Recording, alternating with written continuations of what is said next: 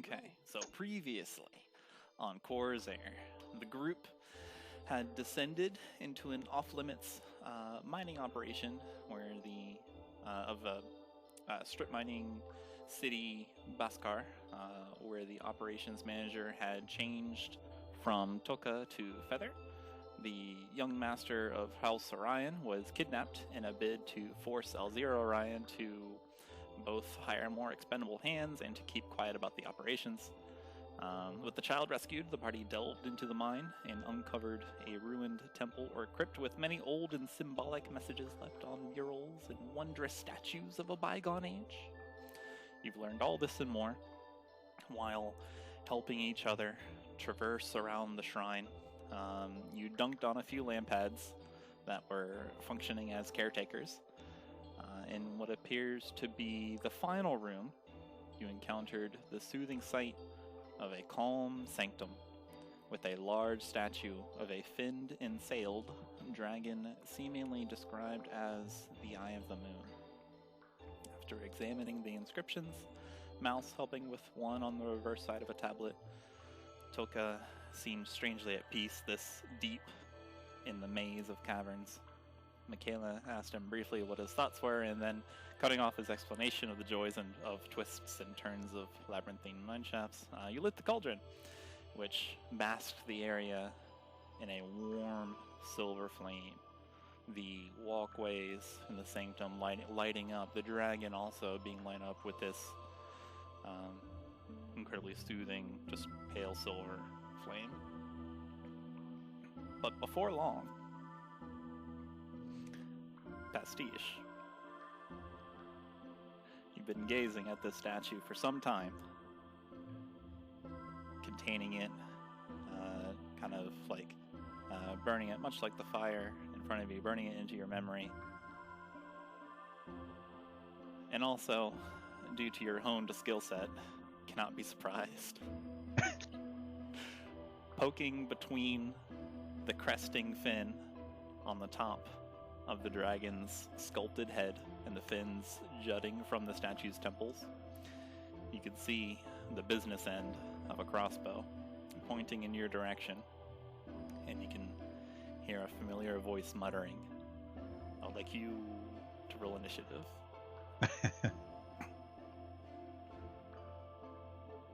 Oh Wow.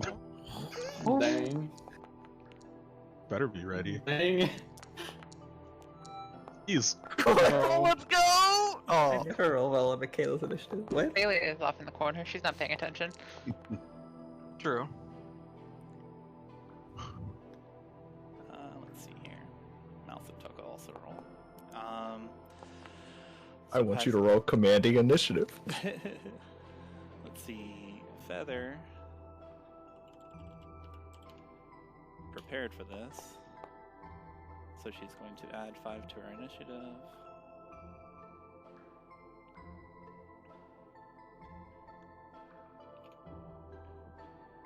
Okay, Pastiche, you can see the business end of this crossbow, and you can hear a familiar voice muttering.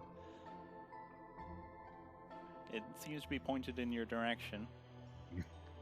In this surprise round, Pastiche, what would you like to do? As you have a split second to react. This is your turn. Oh, and you can see she's up here. okay. She is many Well. feet in the air. She's maybe like 25, 30 feet in the air. Because she's on top Pastiche of is the head going of the to- dragon. Sorry, go ahead. No, you're good.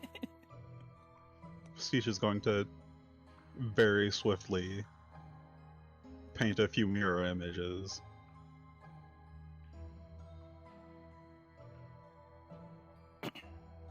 Duck behind Toka and shout, "It's her! Feather!" Okay. As the images that you paint warble into reality, Feather goes and takes her turn.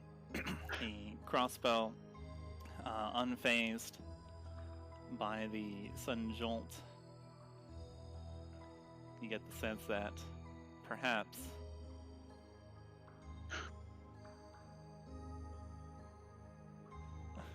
the DM forgot to change the ammunition, so her crossbow jams briefly. Oh no. Alright, let's see here. The crossbow fires. Chink. Oh my goodness. The crossbow bolt shoots through this silver flame. It briefly just like parts the flame just as it fires for it and impales Toka.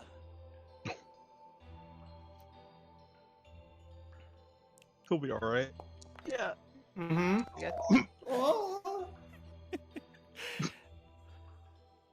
It slams into him. Just there's a brief mote, like a brief crackle of electricity as something like slams into his chest, and he stumbles back a bit, almost knocking into you, Pastiche, and he shrieks out in pain as Feather triumphantly declares, "Got his ass." And she's leaping from the dragon, bounding between the fins and sails, and skating down on her boots down the dragon's tail. She lands right around here, and then fires again a second time. Slam. That is also going to hit Tara.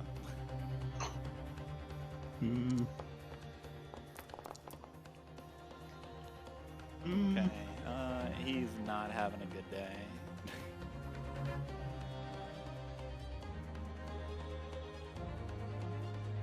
This music's real good. Yeah. It sure is. Toka is having the worst day, actually, as Feather continues bounding. Bloop, bloop. Her feet pounding through the water just a few inches, and it is now realized that there is... Oh, sorry, as she's sliding down, she just kind of yells out towards Makayla, "Are you serious? That's what you had to do? You had to just light the fire? This is so stupid." And then she's sliding down. As she ends her turn, it becomes apparent that it is not a crossbow bolt at all that she has impaled Toka with, but a salmon-colored crystal, a dragon shard. The impact is crackling with electricity. He has this kind of like halfway in his chest, like right in the like the curve of his ribs. He's writhing in pain, shrieking.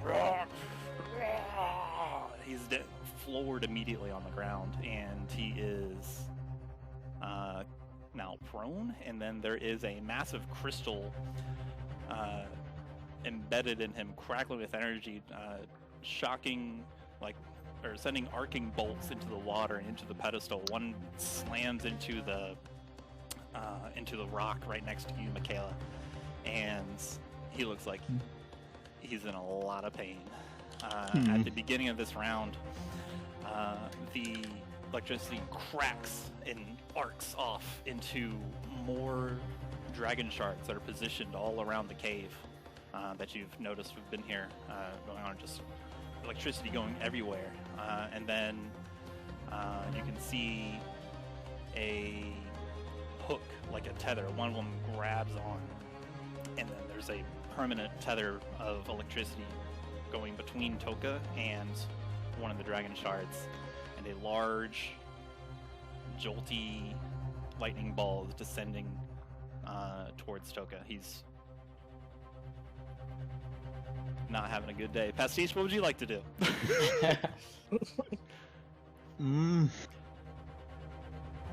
Feather, so in addition to what's happening with Toka, your allies are to your left. You can see Xalia on the far right. There's this large silver pale flame that's lighting up the path and the dragon ahead of you. And you can see Feather in a full, like, late for class run, just bolting past you. You can see her. You can see a messenger bag on her side, stuffed full to bursting, with what you call it, with like papers and schemas and that kind of thing. You can see the Xiphus that she had. She's got this crossbow. It's this gnarly looking crossbow. It looks like a winged thing.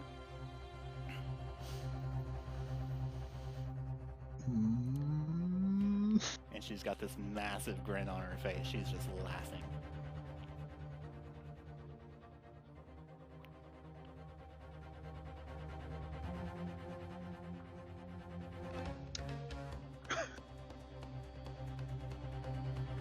God. Yes?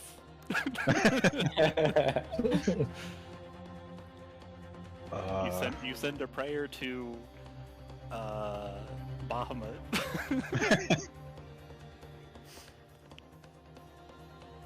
Pastiche is going to take a few steps back, reach a hand out towards Toka, ball it into a fist, and summon a spectral hand that will attempt to do the same around the crystal embedded in him. Okay. And try to yank it out.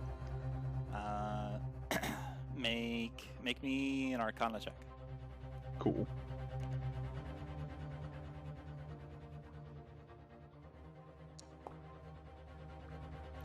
Okay, I'll keep that in mind. So you send a mage hand to grasp this crystal. It arcs and lightning splatters into it. It phases in and out. It just kind of like shifts like TV snow, static. But you bring it back into being, and it seems like you've got a hold of this large dragon shard. Like, it's as big as like Toka's a big guy. It's probably as big as his hand. Okay. Or like going into maybe some of his forearm, and like part of it's in him and he's bleeding profusely because he has been impaled by something that isn't supposed to go there. So I'll keep that in mind. 24 is good. But it doesn't.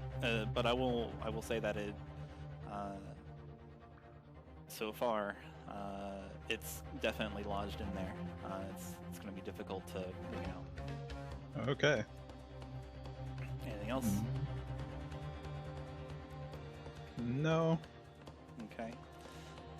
Makayla, as Feather skates down the tail of this dragon statue and then leaps off of it, kind of like side-eyeing the rest of your group with this flashing grin and just running past you all. After she has nailed Toka, you can see Pastiche curl up a mage hand and try to interact with this crystal. What would you like to do?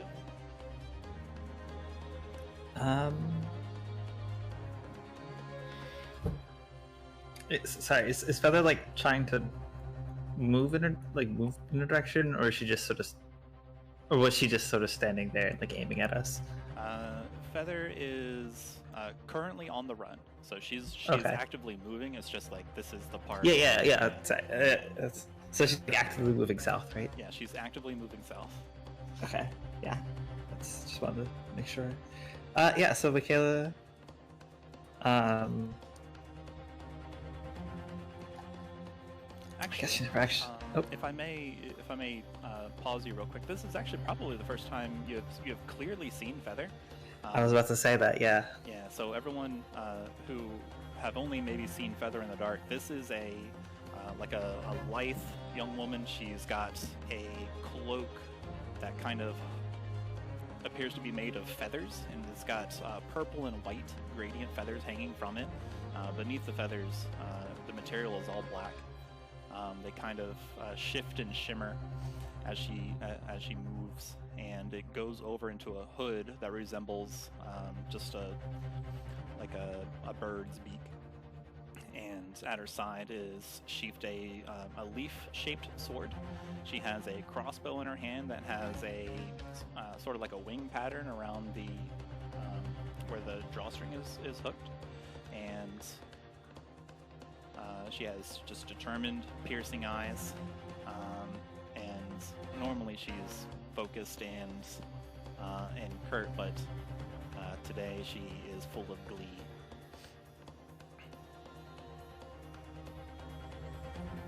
Alright. Makayla is gonna start. Oops. That's, yeah, definitely enough space. She's gonna like dash over to cut her off. And as that she does that, she's gonna cast Hunter's Mark on Feather. And so that's gonna like, there's just like suddenly like a bolt will just sort of start flying around Feather's head, you know, classic kind of waiting for prey style. And it's gonna start oh wait, shit, I don't have, it's definitely been over a minute, so I don't have Aid's Blessing. Well, oh well. Bonk, bonk. Regular attacks. The regular bonk. That are probably gonna miss. We'll find out. Oh, and it's not versatile anymore because I'm holding the the match in the other hand. Oh. 16 to hit. A 16 hits, just barely, as she's darting past the rest of the group. You quickly move with an agility that belies your age, or that does not reflect your age, and you position yourself in front of her, water cascading in ripples and in spray, and then just fuck her right in the collarbone. Alright. Okay. Or only 3 damage. Bonk. Not hitting with ice. Oh god, not having Shillelagh is rough. What's the 1d4 from? Hunter's Mark. The 1d4 minus 1? Oh no, that's my regular damage from my staff with no. Oh, because I'm not versatile. Okay. What's the second attack roll? Oh, because you have extra attack. Haha. Extra attack, yeah. Sorry, yeah. Okay. I accidentally did damage to her for the attack roll. I mean, I'll take it instead. We're correct. We're correct. Cool. Okay. And then, Nice crit. Gathering Storm. I guess. You know what? I think this is fun. Give me the DC 15 strength saving throw. Okay.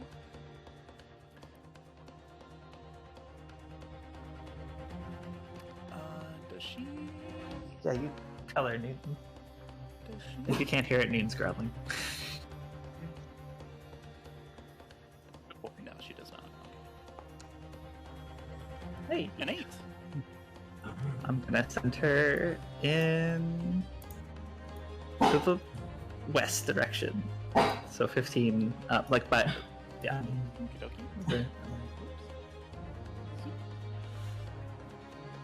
As the circling vulture flaps its wings and buffets her.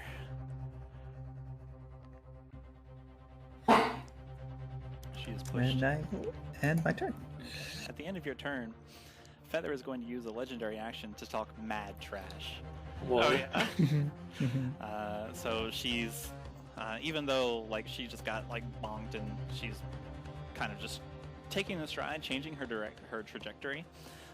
She just is cackling with laughter. Professor's gonna love this. Is everyone so gullible? All I had to do was lie to those crystal idiots and say I'm some prophet from the old legend. Zoaz. Zoaz is going to. Let's see, 15. 5. Yeah, he can do that. They're going to run around to Toka's side and whispering a prayer to Selene, is going to cast resistance on Toka. Okay. Going to sort of... He's not fully kneeling down, but like he's going to get down on one knee and like start inspecting to see if there's anything he can do. I assume because resistance is an action, I can't roll medicine or anything to check on him.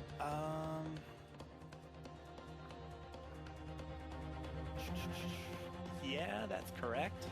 Okay. The other thing is Zoaz is going to lay down his staff after doing so and take out his shotel. Okie dokie. So you cast resistance on Toka. You see the mage hand. You kind of like attempt to work with it and try to bolster Toka's defense. He's still writhing on the ground. His form is tensed up from the pain. You can see he's the man's been electrocuted. It sucks. Yeah. But that's about all Zoaz can do right now. Okay. So that'll be my turn. Alright, which brings us to Mouse. Mouse is just going to move forward. See that the assailant is still there, and then move behind Twig. And then, so she's able to see everyone still. Toka is not having a good day. He will ready an action. Feather is going to kind of like just change her trajectory. She seems to be moving with a certain practiced and trained prowess as she quickly surveys around her area and then fires takes a step, jumps in the air, and then does like a like a somersault half gainer, like upside down shot at Zoaz and also at Twig. Okay.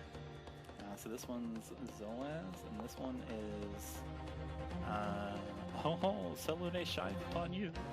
Uh-huh. So, Nick, I get some help too? Okay. I can take you to the church after this and help you convert. Let's see. Let me see the roll first. And then this one is on Twig. Oof. 15. Does not hit. Okay. As it turns out, doing flips, contrary to popular belief, does not improve aim. We'll see about that. Okay. And then she is moving with such an agile grace, and she does a flip, lands on your shoulders, Zoaz, and then sort of kicks off of your back, and continues running forward with just a sheer grace. Before anybody can react, she's already gone. I assume she is... I cannot take an attack of opportunity, can't react in time. Yeah, that's what I was trying to describe by saying how she moved. And so, sorry if that wasn't clear, I'll do it better. No, I was just making sure. Okay. So she's spinning, the cloak is unfurling, the feathers on display everywhere, there's the glint of the silver flame shimmering and sparkling against the gradient feathers as she continues running forward. And you can see these crossbow bolts as she's firing them. They have a tinge of like this sickening greenish liquid that it seems to be coated and dripping with as they whistle out towards each of you. And that's 20 feet. Let's see here. And also, Pastiche, as she lands back on her feet, you can see that her hands have shifted into a familiar sight, and they are both talons. Okay. And she's still laughing, just shrieking out to anyone that will hear her Wencesless curse of wandering, bringing Khorzaire back to life. It's all true. And then she swipes at Pastiche with her talons. Rude.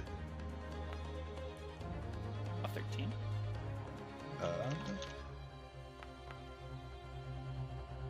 That does not hit anything. Okay. Seeing that one of the inky mirror images is able to dodge her blow, she kind of grins. And unfazed, she just keeps running and running towards the south. Oh, I'm about to get some fat extra credit. And that's her turn. Chuman, what would you like to do? Toka's on the ground with this electricity arcing everywhere. Zoaz is tending next to him. Pastiche is focusing on trying to mage hand. Feather seems to be running with perhaps something else on her mind that she gives each of your people what for. What would you like to do?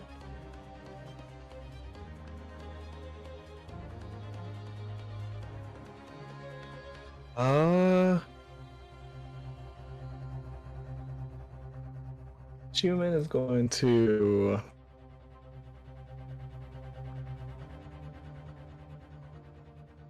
he's going to set his sights on Feather, seeing as she's running away. He's going to cast Zephyr Strike and use his longbow to attack Feather. Okay. Before she gets too far away. Go for it. And this disadvantage. 19. Yikes, that hurts. Yeah, it hits. It's nice. Alright. 1 second, let me just make sure on this. Question. If I use favorite foe, does that negate Zephyr Strike? Because I know favorite foe's concentration. I don't think Zephyr Strike is not. It is? Yeah. So the Favorite foe, yeah. So your favorite foe is as if you're concentrating. So the moment you switch to favorite foe, it'll negate, like Zephyr Strike's effects are gone. Okay. Alright, cool. We'll leave it then. So your attack hits, go ahead and roll Cool. damage.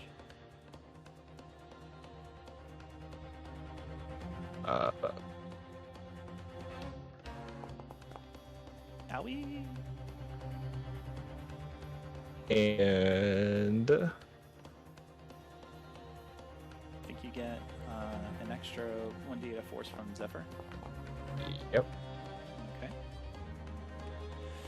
So you definitely knock an arrow into your longbow, then it whistles across the inches of water as Feather is navigating the kind of stepping stone rocks. It impacts in her side. It is kind of dampened by her messenger bag there, and she just kind of like explodes like a loot pinata. Like they're just research papers and schema go everywhere, and they're just sitting there on the rock. Hmm. Okay.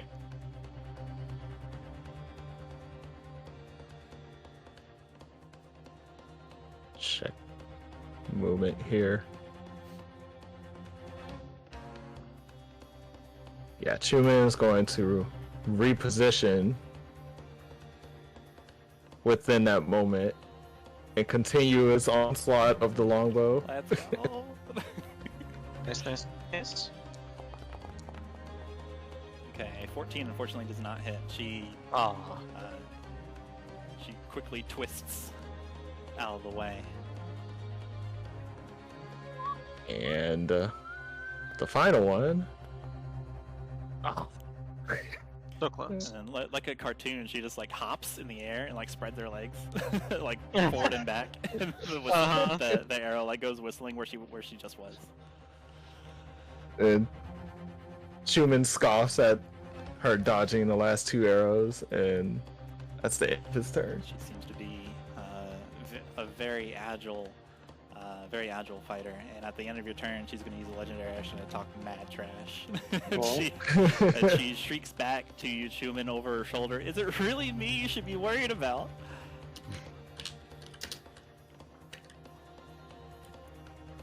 Go ahead, Twig, as the scene unfolds. Your allies sending volleys after the fleeing feather, Toka writhing on the ground.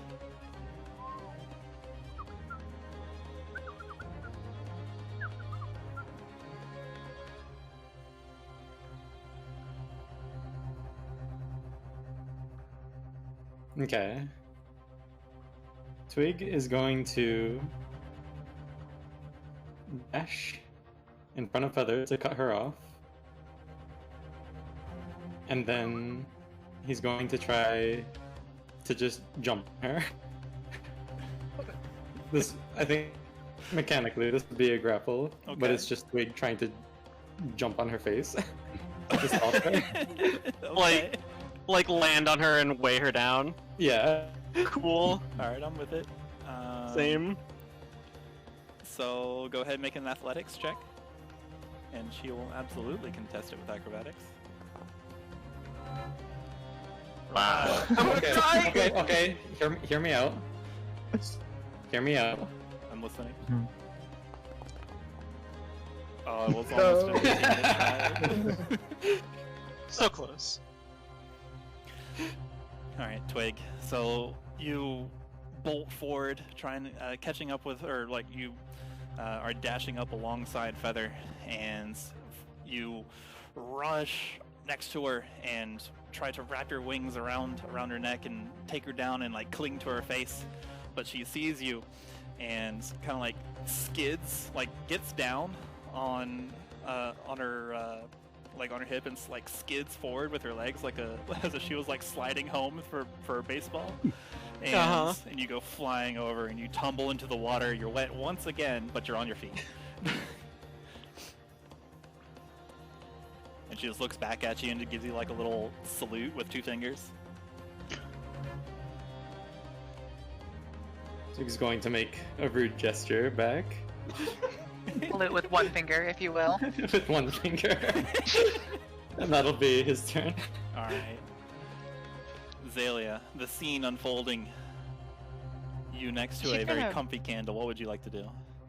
If she's gonna realize what's happening, just turn around, like owl neck break, just start scuttling like fucking, possessed person, arms and legs backwards, but just dash 60 feet in.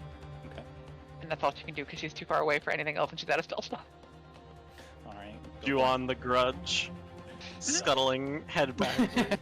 Xalia, as you scuttle forward on all fours, there's like the taps of your extremities going down into the water, just A little bit of tar that gets like mixed in with the water. yeah, it creates a unique scene in the ripples in the wake that you leave behind. the once pristine clear clear water slowly getting murkier with the tar dripping off. Let's see here. Let's go Pastiche. Feather's out of legendary action, so she can't talk trash anymore. But she's got more this round.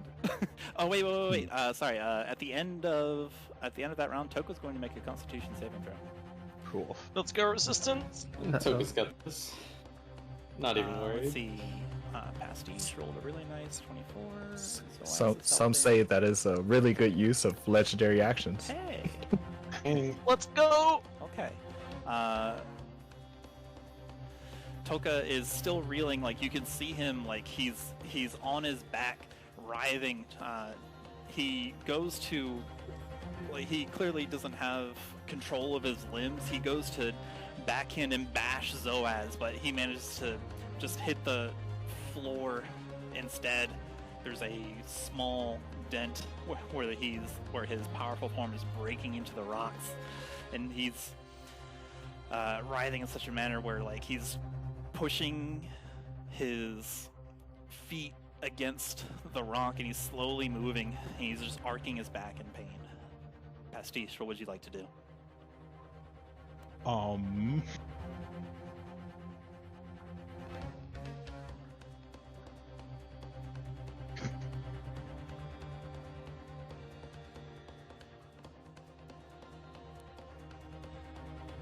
can see your allies positioning themselves.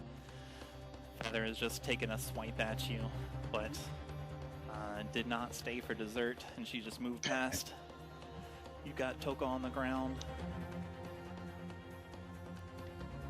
It would be an action to keep pulling at that crystal, right?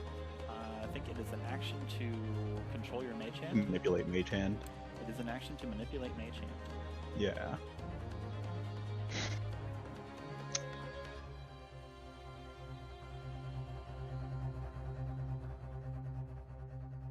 Yeah. I think Pastiche is gonna sneer at Feather as she passes by, but keep focusing on the crystal. Okay. Go ahead and so you're using your action to mage hand on the crystal. Yeah. Okay. Go ahead and roll me another Arcana check. Dang. Natural 20. Whoa! What a hero. All right. I will keep that in mind. Pastiche, what does it look like when you're like? What are you doing with the mage hand? Tell me a story. Kind of like pantomiming its actions, just like reaching out and grabbing and trying to pull upward. Okay. As this like dark spectral/inky hand does the same around the crystal. Okay. Pastiche, you can see as you're trying to manipulate with this mage hand, this lightning ball that is passing along the tether this crystal has arced and fettered itself to. You can see that as you continue your ministrations, it was descending very quickly, but you can see it almost pause before it resumes its descent. Makayla. All right. Oh, do you want to move or stay there? Or? No. Just gonna chill here. Okay. All right, Makayla. You can see the focus in Pastiche's face. Zoaz next to him, next to Toka, tending to him, and you can see Twig just fly over Feather as she slides under him. And to your left, you see Xalia scuttle up in a way only she can. What would you like to do? Makayla's gonna run up and, as she's running this time, activate Aegis Blessing and sort of see if she can't, with one hand kind of do sort of some swinging motions to try and hit the first time. Kind of like hit the legs, like stop the movement. Nope. Okay. She. There we go. After evading Twig, she like springs to her step, and where you swipe, she is no longer there. About 22 hits. But yeah, the second attack is kind of like a actually. On how that happens in a second. Ouch! Ow! That's max. Yeah. That hurt. Oof. Max damage. All right, and then hold on. Just mark as 1d6, right? Yes. I should have put the Hunter's Mark macro.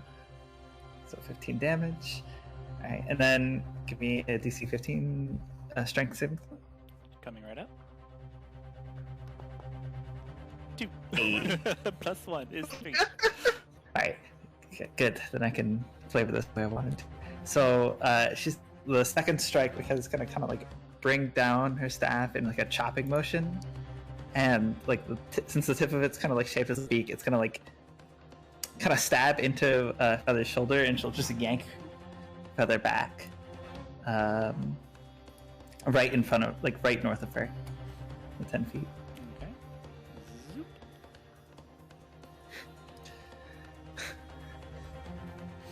Okay.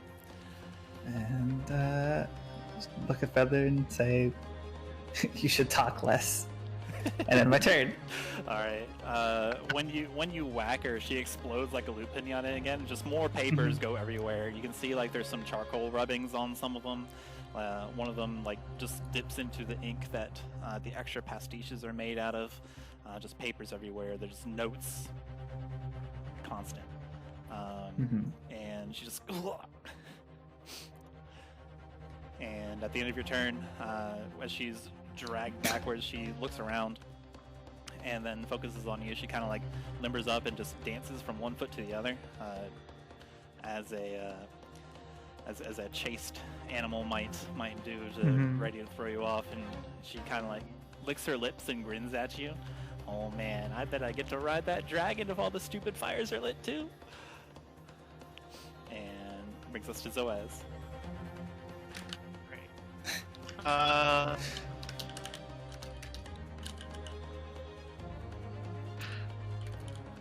This is a really dumb idea, but a mage hand is like a physical object that you can touch and hold, right? Yeah. Would you like to hold hands with the mage hand? Zoaz is going to attempt to pull out the crystal by grabbing the hand, not directly on the crystal. Like squeezing the hand so that he's not directly in contact and he's not getting shocked by the crystal, and he's going to try and pull out the crystal that way. Sure, make a strength check. Okay. Might be the dumbest idea of all time. And I don't have strength. It's a good idea. Well, no, wait, you have, oh no, you have, is it Constitution or Strength for the enhanced ability? Which one did I choose? It was con. Ah, darn. It was the bear, which Yeah. sounds like strength, but it would be con. Oh wait, actually. Continue on. I'm just checking something. Okay. So yeah, Zoaz he can't get like a good grip on the like he's definitely still trying, but he can't get a really grip on the mage hand, because it is also trying to pull out the crystal, and like it's moving and stuff.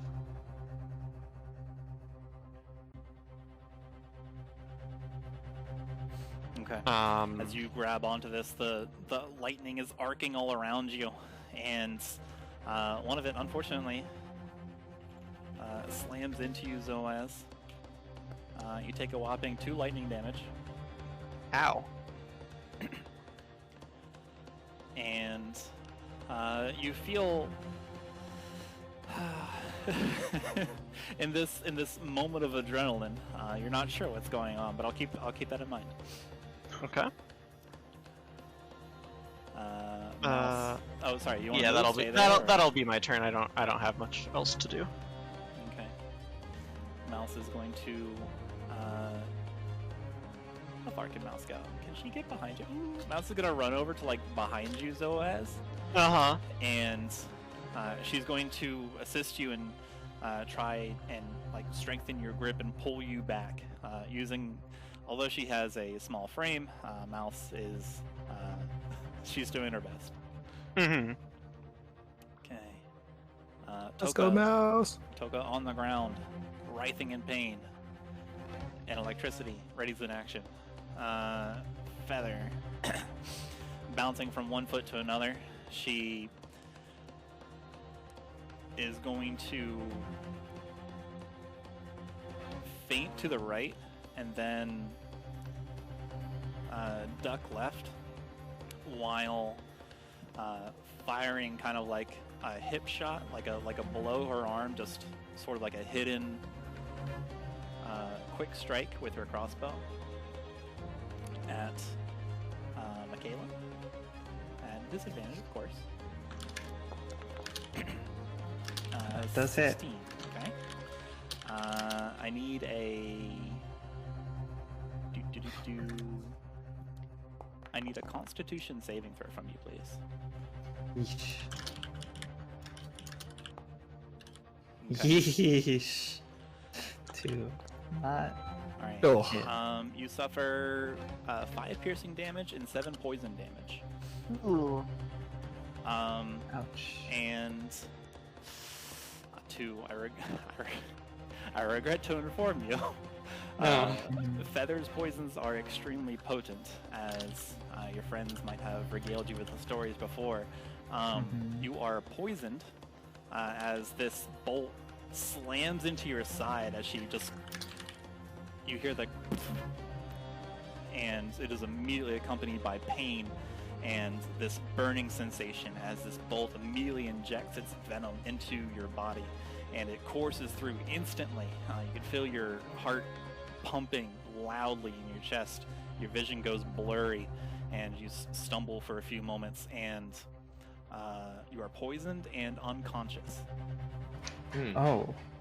You're not at 0, but you're unconscious. So straight up unconscious. Okay. You are asleep. So do I also go prone technically? Yes.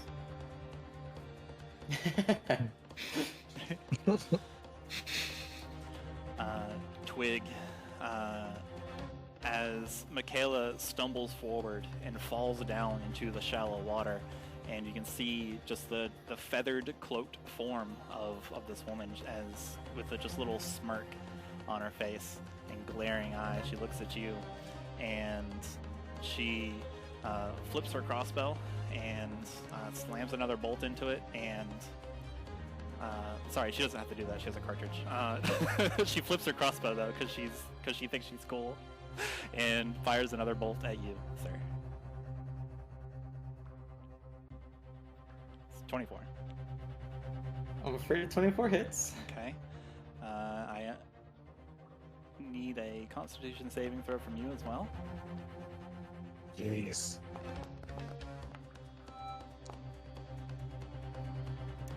Looking good, looking good. Looking good. Even though I failed the saving throw, would I still be able to use Uncanny Dodge as my reaction? Yes, but also I'll help you this time. I believe you have an orb that could assist you true. with this. I thought that was just acids. It does work with poisons. So 1d4 plus proficiency to reduce the damage, right? It's added onto the Constitution saving throw. Oh wait, sorry. 1d4 plus proficiency to reduce the poison damage, but since you're attuned to it, you also get a 1d4 to the saving throw. Okay. Good job, you needed that. And then, let's see, we'll actually just use the same roll, and we'll reduce the poison damage by 7. Which negates the poison. Thank you, 3. But you take 11 piercing damage as this crossbow bolt slams into your wing. Tears off a few more feathers, blood going everywhere. The instant pain coming from you. And could I still use Uncanny Dodge on that as well? yes, absolutely. Okay, cool. Seeing this bolt come at you at the last moment, you contort your body in such a way that it misses. This missile misses a more vital part of your wing, saving its function. But you are poisoned. Okay. But you are awake. You feel this burning sensation course through your body, and it burns something fierce. But you manage to, you stumble a bit. Your vision goes blurry, but you're still conscious. You're still cognizant. And Feather is going to yell out, "Can't wait for the University Dusk Archive paid field trip to Cyril." Let's see here. So 1, 2, 3. Oops.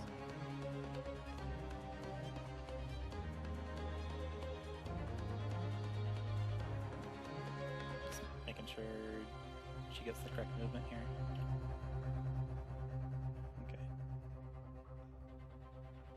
Zoop.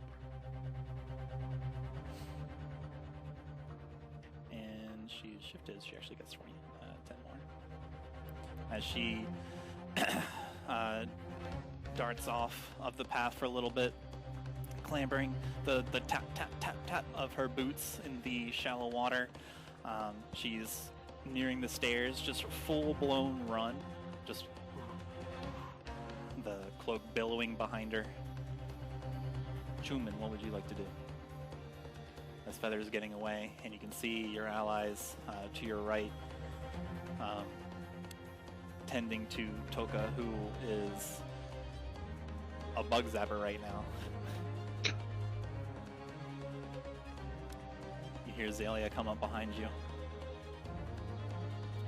You see Makayla fall down into the just from an unknown wound. Just a refresher, can you explain Toka's situation? He is on his back. There is a large dragon shard, just a salmon-colored, like crystal shard, embedded in his chest and stomach. It's sparking with crackling electricity going everywhere. There is a lightning tether going towards the ceiling that is tethered to the shard that is in his chest, and just a random dragon shard in the ceiling. And then there appears to be a large glowing ball of light that is descending from the ceiling to Toka. And there is a mage hand on the crystal that Pastiche has produced. Zoaz is holding on to the mage hand. Mouse is holding on to Zoaz, and they all appear to be working together to pull.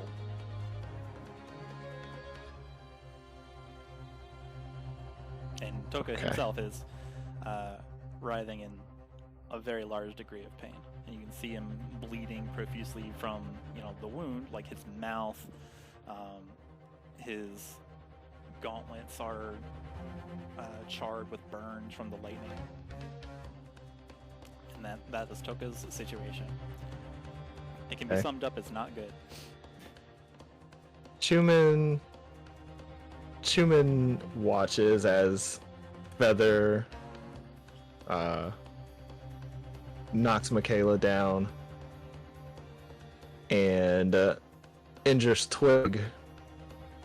And as this happens, he gives a brief look over at Toka, Zoaz, and Mouse, and decides to put up his longbow and run over to Toka and Zoaz to help pull.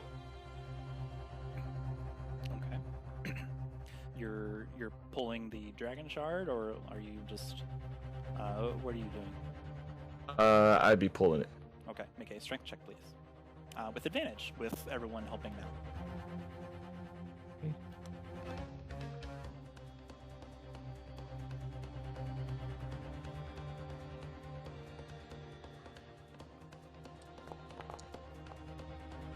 Okay, I'll keep that in mind.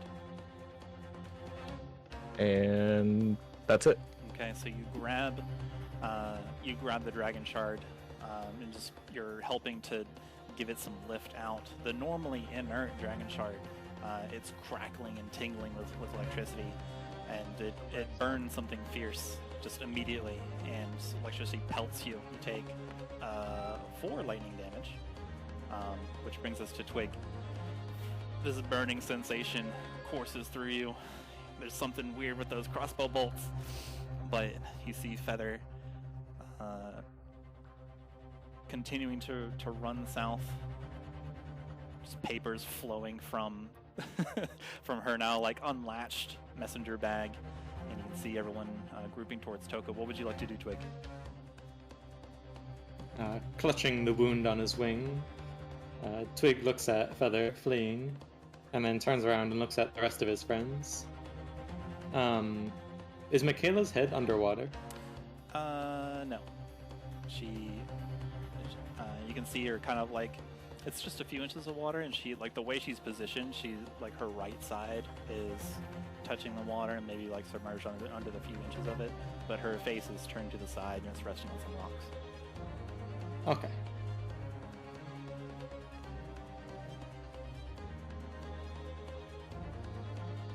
Giving one last look to Feather, he'll give a sharp sigh, and then he'll run back and try to wake up Makayla.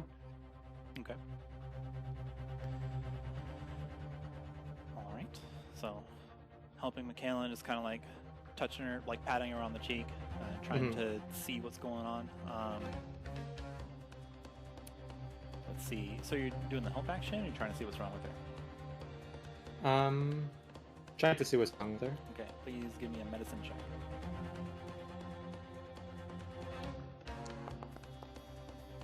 Okay, she's definitely suffering from a similar thing from your burning sensation in your wing, but it looks like she was not able to shrug off most of the poisoning effects.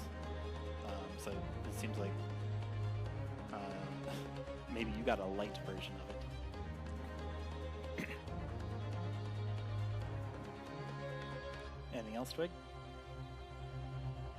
That would be it for me. Okay. Xalia, as this situation unfolds, what would you like to do?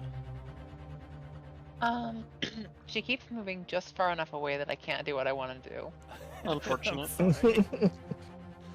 I guess she's just gonna get a little bit desperate and just kind of keep scrabbling up the 30 feet, right? Mm-hmm. At 35. Kind of keep scrabbling up and then just kind of basically end up spitting a chill touch at her. Okay. Just hack it up like a fucking... Yeah. Okay, an 18. An 18, an 18. Let's go spit attack.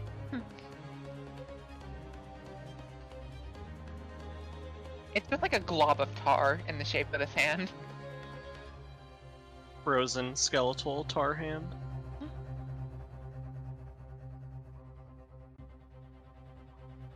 Okay. Yeah. That does hit. Very nice. I was just checking something, because Feather's absolutely going to do something about that. 30 damage then. What does she do? She is, like, she's looking over her shoulder, and she sees this. Where does the chill touch go? Is it like behind her? Is it in front of her, or? It's coming from Xalia, so Okay. it's just like a glob of tar that she spits. Oh, okay, I understand. That's what you meant by spit. Yeah. All right. So she's looking over her shoulder, and you can see her eyes go wide a bit as she sees what's going on, and she quickly unsheathes her Xiphus, this leaf-shaped blade, and goes and turns around. You've succeeded in just stopping her for a brief moment as she turns around and whirls with an over, like a from above cut motion as she attempts to slice the chill touch, and she yells like, "Get that magic crap out of here!"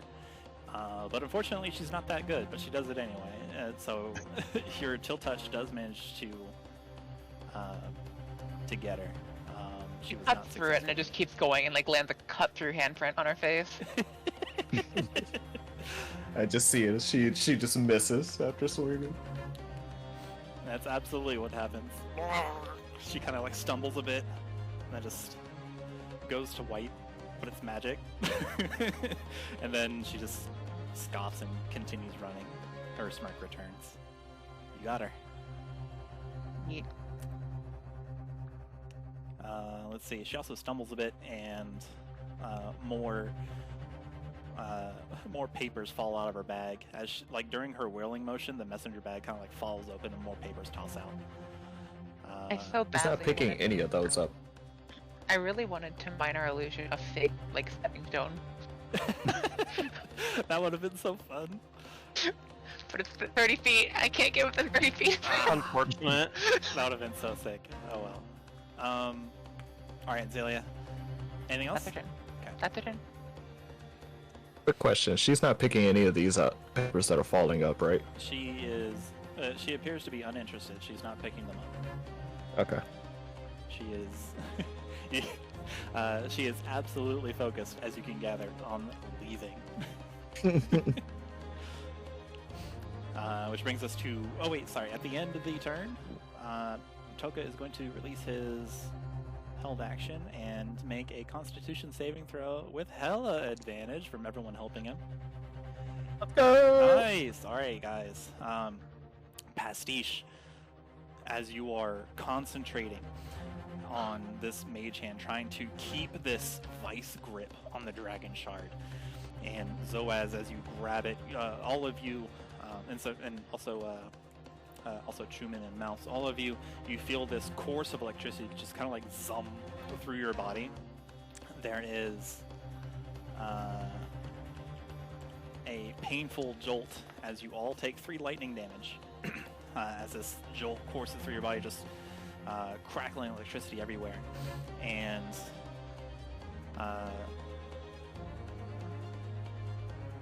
as you push through it and you refocus your mind, I actually need is Mage Hand concentration? Yes. I need a concentration saving throw. Oh, okay. Wait, I'm taking damage from this, or? You are taking damage. You have taken 3 okay. lightning damage. As electricity is like crackling everywhere. I'll actually say, well, it doesn't matter. I was gonna give you advantage because you rolled a 20 on the Arcana. But since you rolled a 20 on the Arcana, and also everyone helping, you refocus your mind and just get this vice grip, pantomiming, grabbing the shard. You do definitely feel some give, and it begins to lift out of Toka. It's definitely like embedded, and you get the sense that there is something else keeping it there, something that is forcing it to lodge and remain in its position in Toka's chest. But you are successful in slowly wedging it out. It's not all the way out, but it's definitely coming. Toka is yelling, "Arg! Arg! Ah!"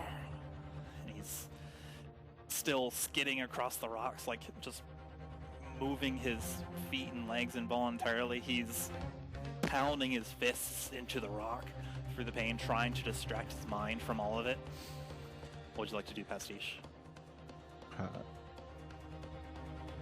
Siege. Just gonna keep on pulling. Okay. Come on, Toka. Hang in there. Give me one more Arcana check.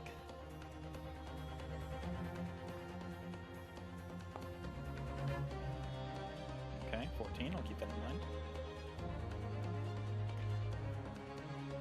What else would you like to do? As you murmur to yourself your encouragement to Toka, or murmur to Toka the word of encouragement, and you focus on this mage hand, pulling it out.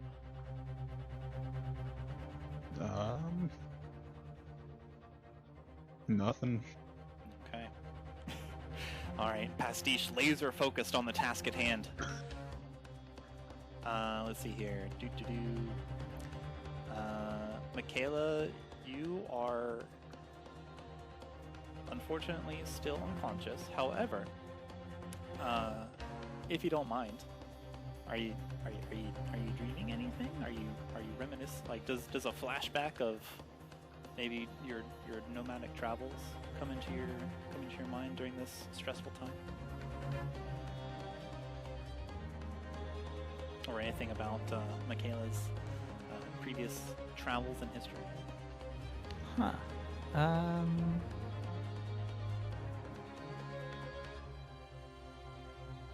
I guess. Sure. Yeah. I mean, she'd see. I guess have like a flashback of sort of like a her son giving her Untitled Unfinished. And that would be what that kind of reliving that moment, I guess. Okay. You see, son, he's got it in both hands, just presenting it long ways, holding one end in each hand. He's got a little, a stoic smile. There's a little lens flare of the sun coming in, and hands it off to you. There's no sound, but as his lips move, there's the kind of like the pantomime of hearing you are. You get inspiration. Thank you. I think I already had some. Zoaz! Crazy stuff is going on. What's up? What would Zoaz. He's going to stumble back a small bit at this most recent arc of electricity. And he's going to steel himself.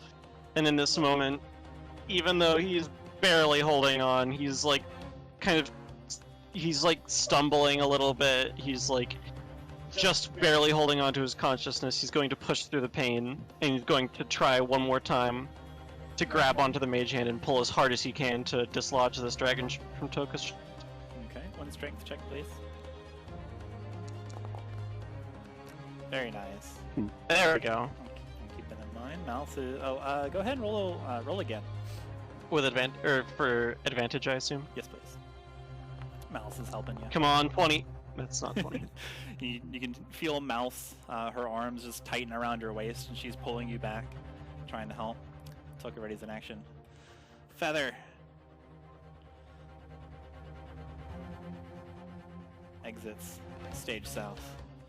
She runs up the stairs. You can hear like the wet thop, thop, thop, thop as her boots just pound against the stone. And she calls over her shoulder, triumphant, and she's feeling secure. See you later, bozos! And she bolts down the entry hallway, shrieking with laughter.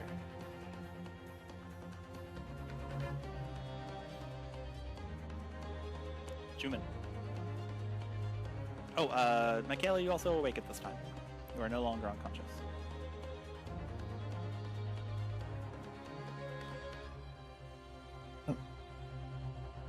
Makayla, your eyes flutter open. She kind of gets on her hands and knees and kind of just like rushes into the water. At the very last moment, you are able to hear the word bozos. Chuman brings us to you. You hear this shrieking from Feathers, just echoing from the tunnel. It reaches your ears as you have your task. You have a more important task at hand, as you've decided, perhaps, or maybe that changes. Up to you. What would you like to do? Oh wait, he's stepping away for a second. We'll just go straight to Twig.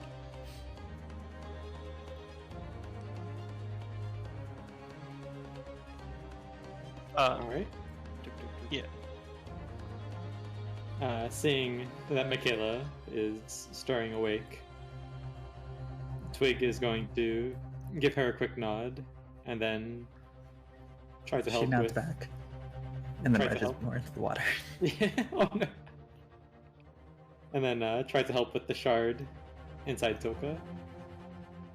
He's going to help Zoaz try to pull it out. Okay. Make a strength check. With advantage, because everyone's working together. Make a strength check with advantage. Okay. Powerful. Okay, I'll keep that in mind. So when it's two of the same, it gets doubled, right? Mario Party, if you get two sevens, exactly. you get Yeah, like 30 exactly. coins, right? Yeah, 30 coins pop out of Toka's dragon shard that's in his chest. You know, maybe I'll write that down. It works the other way with disadvantage. That'll be Twig's turn. Okay. Actually, well, yeah, that'll be Twig's turn. Okay. Which brings us to Xalia. What would you like to do? She's gonna probably hiss the air a little bit, then just kind of right herself back up, shake herself off, go on all fours and start looking at papers that Feather left around. Okay. Oh, I've been forgetting to give Toka lightning damage. 4.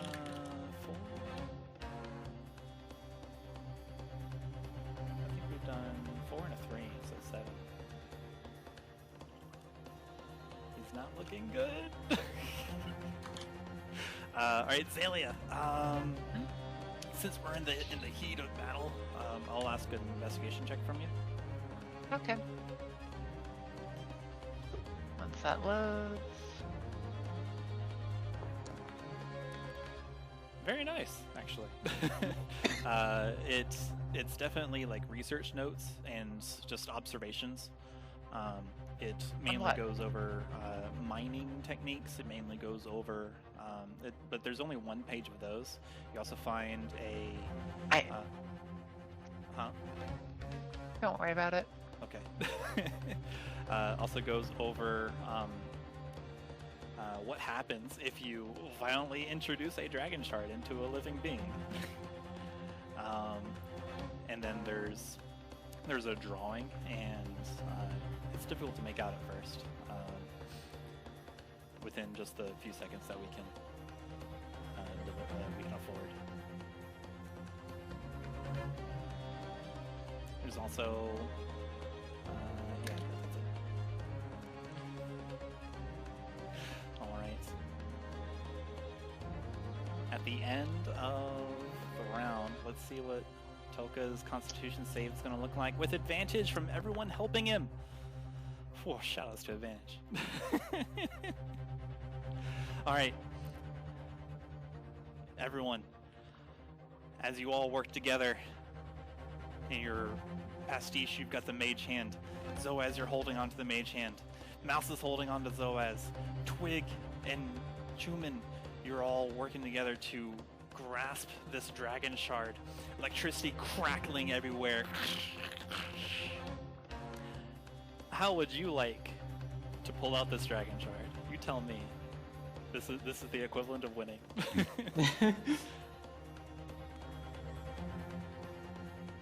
We'll go for Pastiche since he's first. Well,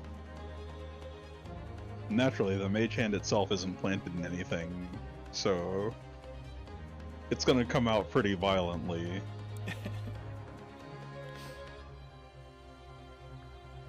Okay. So it's up to Zoaz to react. Okay, with a sudden release, Zoaz. Zoaz, barely standing, barely conscious, is not. His entire soul has been fixated on this card and pulling it out. He's not able to react and let go of it in time as it comes flying out unexpectedly. So he's going to tokusatsu fight scene. Villain just got punched by a Power Ranger ball. 360 spin in the air, still holding onto the shard in the mage hand into the water. Okay. Twig and Chuman, as this dragon shard and Zoaz go flying, how does your contribution to the success of this operation look like? We'll do Chuman first. I believe Rai is. That's right. He's still gone. Yes, unfortunately, I believe he's listening, but is unable to. Twig, how does yours go? Oh, you're also not poisoned anymore. Oh, nice. Suddenly feeling better, with a burst of strength, Twig yanks as hard as he can, and as the crystal comes out, because he was pulling with his claws, he goes head over heels as it comes flying out, getting wet once again. All right. Mouse also goes flying, and everyone just kind of it appears that Chuman also grabs, he stumbles back, and it appears that everyone falls backwards, just getting hit by a bowling ball, and everyone's the pins splattering back around, tumbling backwards. Chuman, his goggles kind of fall down over his eyes, and as he lands kind of sitting upright on his bottom next to Pastiche, Zoaz, you're flat on your back, legs in the air. Mouse is on her side. Twig, head over heels. Toka, now freed from this dragon shard, the electric tether vanishes and the light ball kind of like sucks back into the ceiling, and there's this large wound in Toka's chest. He's still writhing from the pain. He brings his gauntleted hand up to hold it and protect it. He's still yelling, "Rah! Rah!" He turns over, retches blood into the water. There's a few moments of stillness as everyone recuperates themselves. And you have, as Feather's laughter fades into the tunnel, you have saved Toka, who is at 2 HP. Mm.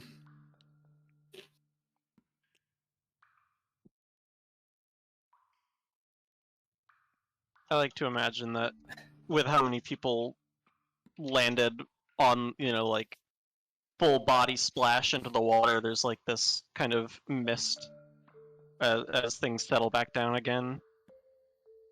Definitely. The mist of the water like slowly falls down, being illuminated by the silver flame that you all sit next to. Dragon shard in hand.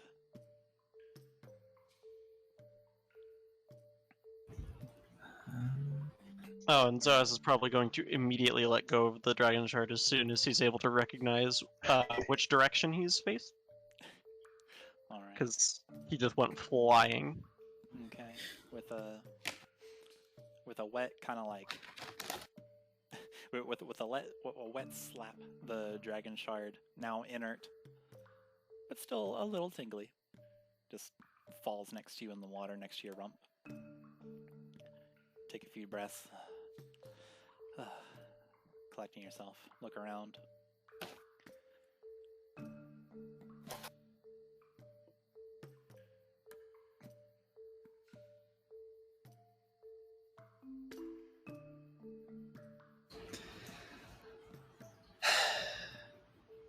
Kayla eventually kind of gets a hold of herself and kind of sits in the water, looking out. Feather got away. She questions. Twig just nods without saying anything.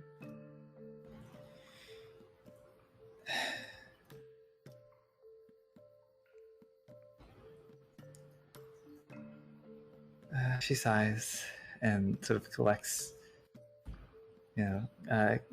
up her staff. As she does so, she sort of kind of whisper, or I guess Twig, since you're really close, you'd hear her whisper under her breath,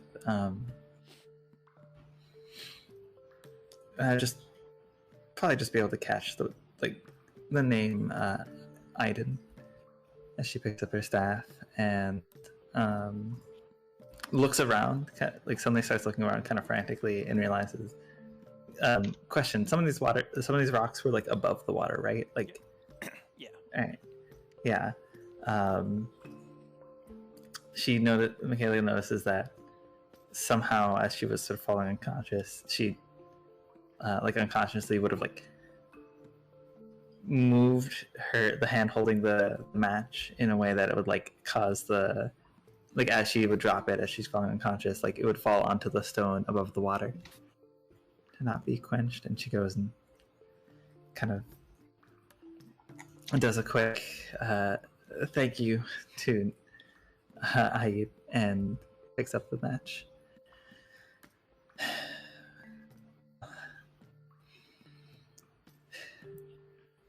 Is everybody else okay? Zoaz groans. Athalia's reading. Pastiche shakes his wrist a little. I am fine.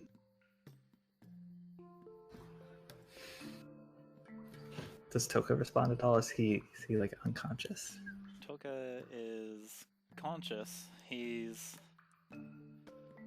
busy. Uh-huh. He's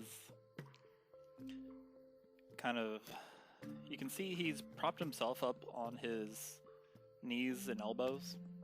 He's got his left forearm kind of like steadying himself underneath his chest. He's holding the large wound in him, and he's kind of like up on his right elbow. You can see him kind of like heaving breath, and he's slowly calming down over the course of time. But Chuman still doesn't respond yet. Chuman's still feeling slightly numb from the electricity. I am okay.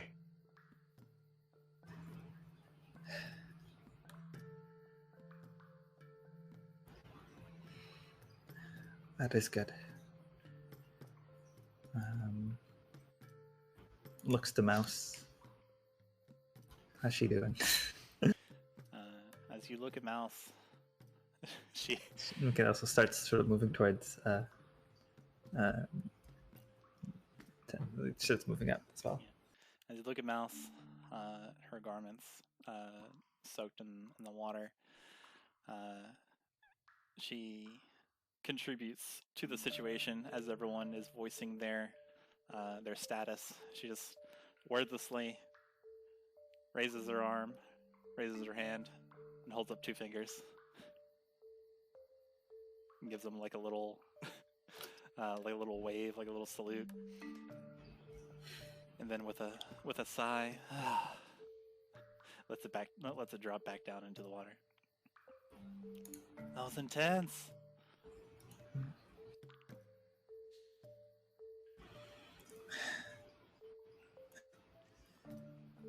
Suppose it was.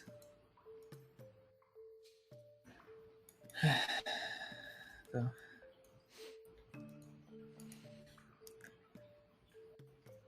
Most battles are, I suppose. Even if... Well, I'm not sure you could really call that one a fight. Makayla kind of goes over to Toka and like...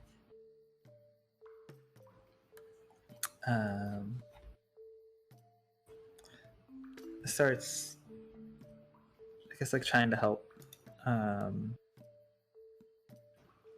like with his like wound, I guess, like to tear up a part of her,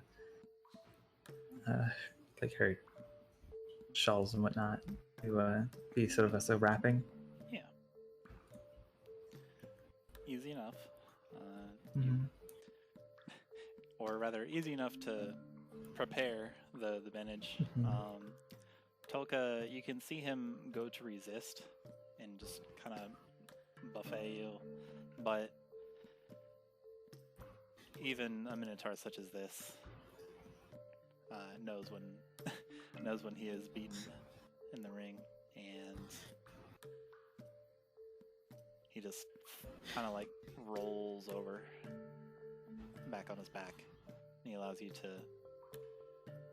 perform your ministrations.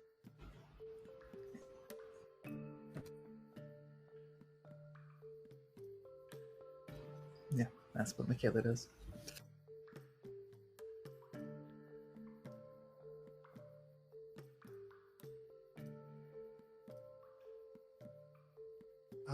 As that is happening, Chuman speaks up to Twig. Makayla, are you two okay?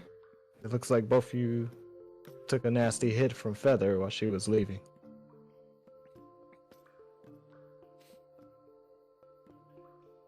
Twig nods and stretches out his wing.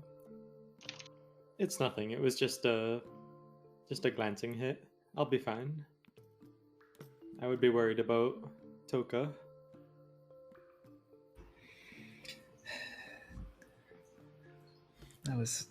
She hit me with some sort of poison, but it would appear the worst is behind me.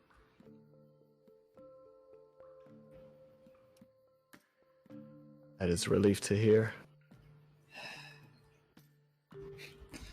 Going down in one hit. how Creel would laugh as she kind of just keeps tending to Toga.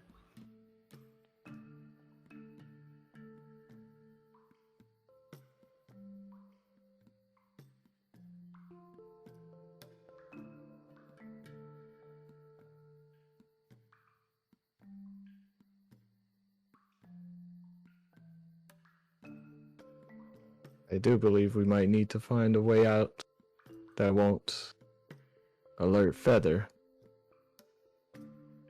We're in no condition to fight her in with her current skills. Feather doesn't seem particularly concerned with our presence.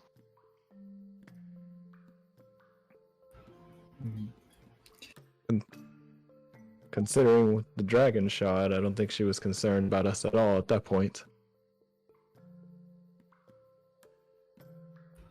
You're probably right. Though, I wouldn't put it past her or maybe whoever she's working with to have some sort of ambush as we try and leave, but I think for now we're safe.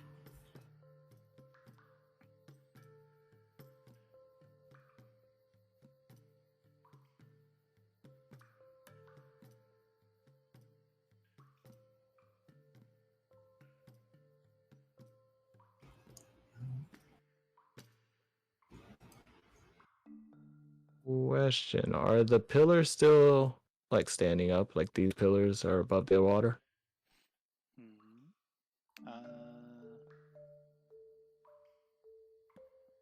Which pillars? Like the outside pillars, like these pillars are illuminated. Everything that's yeah, the overall layout of the place hasn't changed. Like nothing collapsed or anything. Yeah, right. Those are like plates that are floating on the water that have candles on them. Okay. Oh, sorry. Yeah, I didn't realize. I was like, what? Yeah. Yeah, they're just kind of like little buoyant plates that are just floating in the water, and they've indeed got 3 candles on them each.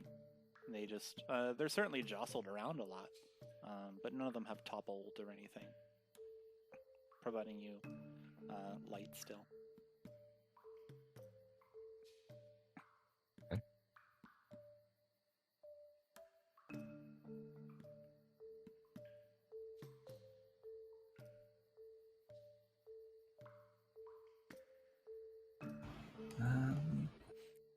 Xalia.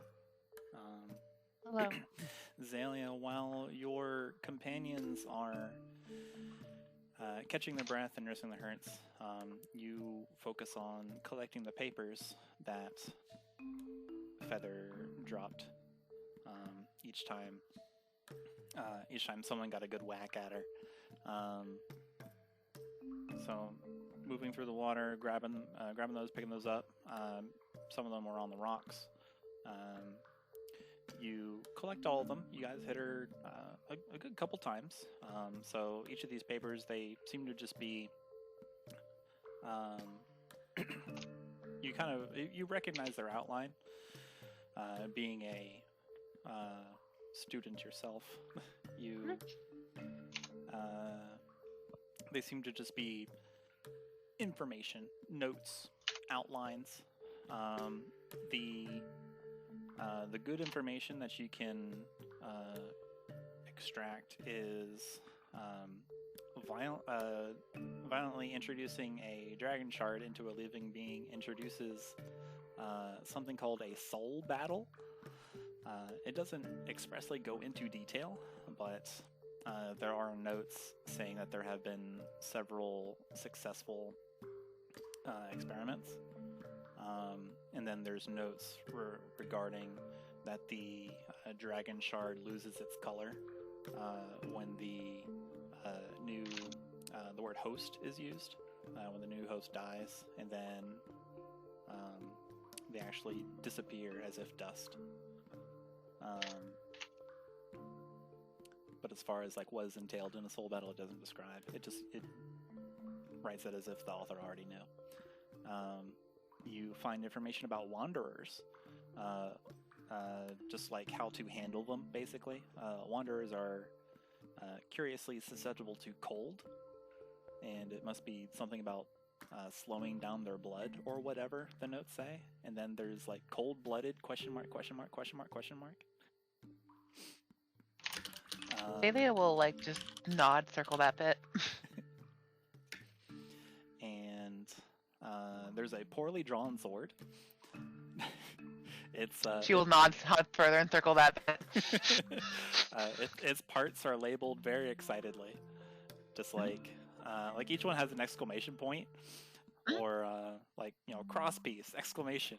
This is the handle. It's also like a stylized sword where it's kind of like it's almost like a two-tined fork. It's overall thin, and at the top it says like, "Yes, let's get this one."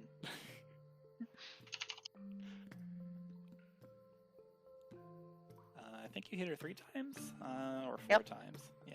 3, I believe. Okay. Yep, that's it. And then those are the pieces of papers and notes that you, and then put together, those are the notes that you get. Wait, in total? I think so. Total times hit? Was it 3? I hit once. I think Makayla hit once, and I don't remember the third. Oh, I hit twice. Hit twice? Okay. Yeah. Oh, that's right. One with the first strike, where you moved her towards the brazier. Okay, so that's 4 times. Correct. You also get. Let's see here.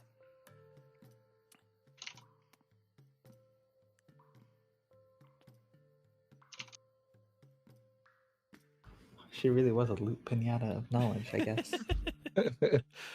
You also get a 4th paper that describes some person named Vrayan, which you recall you have heard the name of before. And it's basically just describing how useful this person will be in their shapeshifting capabilities. And there's a paragraph and a half dedicated to how well they're able to shapeshift their muscles. And it actually just kind of like goes on in describing their muscles and like the curvature and like how toned they're able to shapeshift. And and then like the second paragraph abruptly stops, and then there's a line break, and then it also mentions that they're able to cast magic, and it says "ew" after it. Where's the journal that says "I love buff men" over and over and over again? That would be in Twig's backpack. We need to compare the handwriting.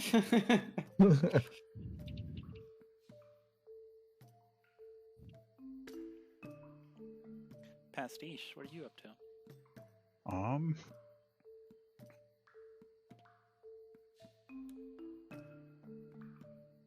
Toka's like unconscious, right? He is. He is conscious. He's okay. He's conscious. He's resting.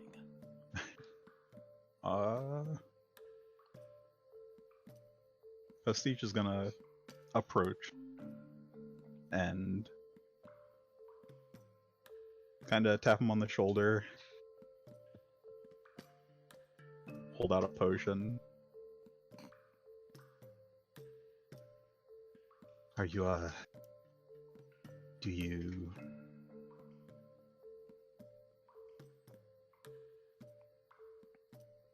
He pauses briefly and checks for any kind of response.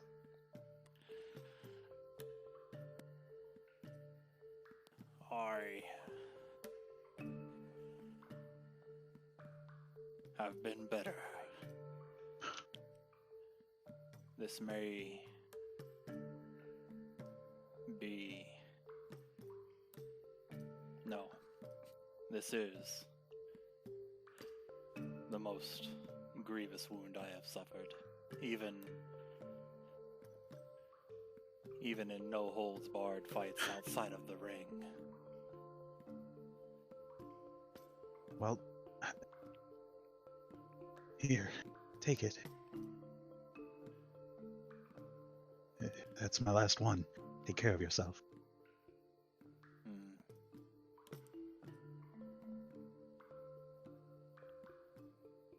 I will be fine. As he takes it.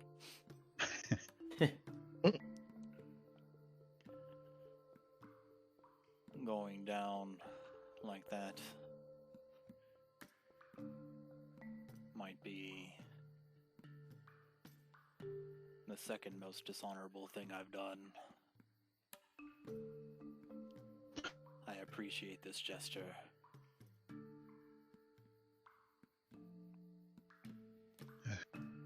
It's the least I could do after using the shield. You did do that, didn't you? I wonder, was that shard meant for me, or was it meant for you? Well, I do have, let's say, history.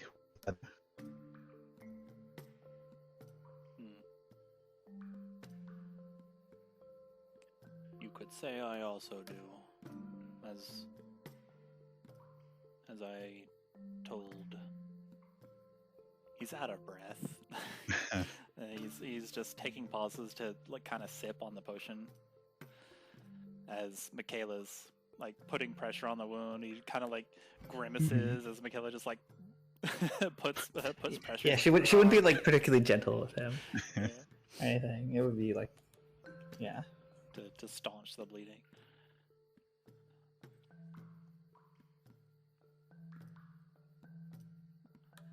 There may be even reason for her to assault either of us. But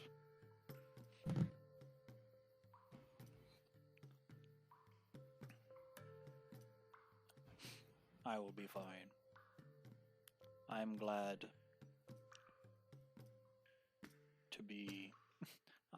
to be someone's shield again.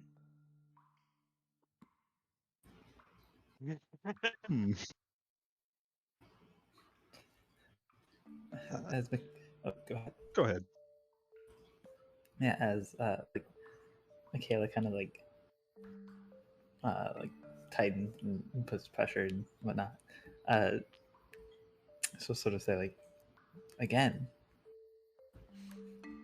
who were you in your past? Make a persuasion check with advantage. Okay. Your dice are pretty. Here they are. A 17 will do it. Took a size.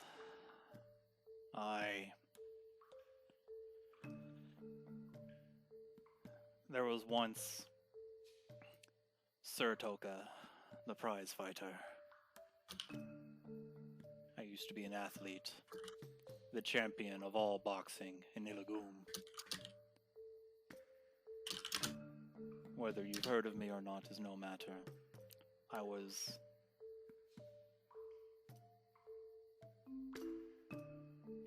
the champion.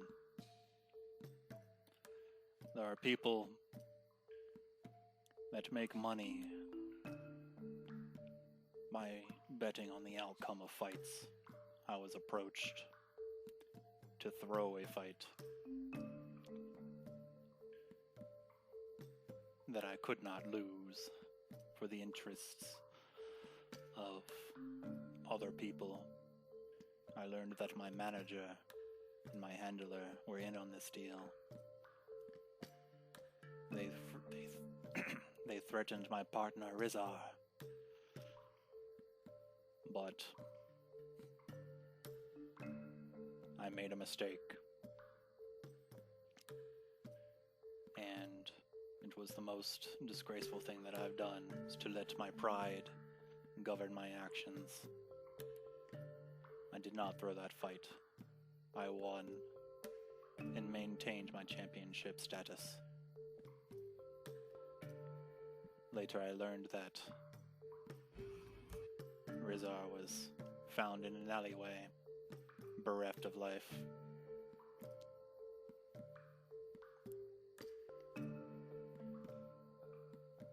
And I could no longer protect them. They were fed to the Ayugs the next day.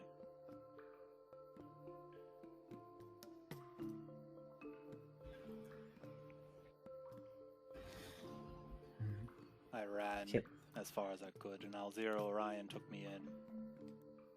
He gave me a place to work, where I could pound my sorrows away deep in a twisting, turning, labyrinthine mine, where I could hide from the world above. And he kept my pursuers off of me as well, using his name. I owe Alzira a lot.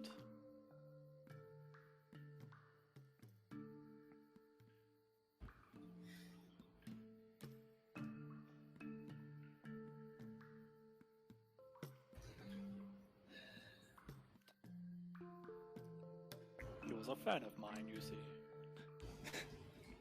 I bet. He's... well... I think he appreciates all the work you've done for him.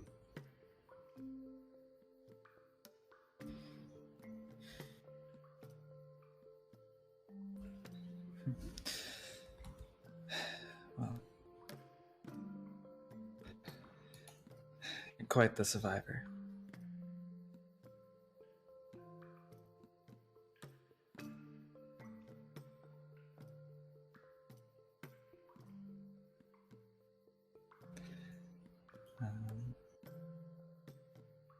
And then I guess Makayla kind of finish up. And sorry, what was that? Nothing, I just made a noise.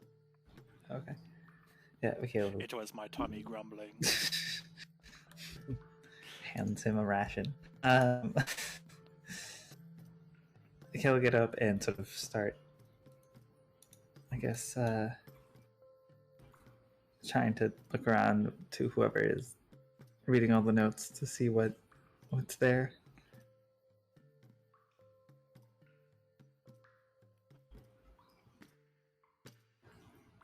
Does Xalia have like all the notes, or Yeah, that are like, probably most all of them at this point. kind of scattered around?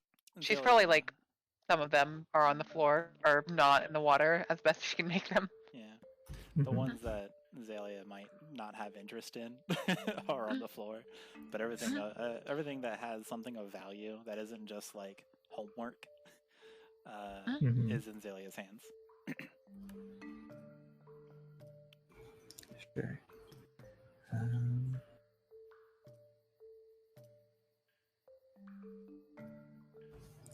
Oh, Kent. Would you be able to prestidigitate paper to like remove water damage? Sure. I guess. Probably. You can dry it. Yeah. Yeah. She'll snap fingers, do that. I'll snap claws. There's some tar that goes flying.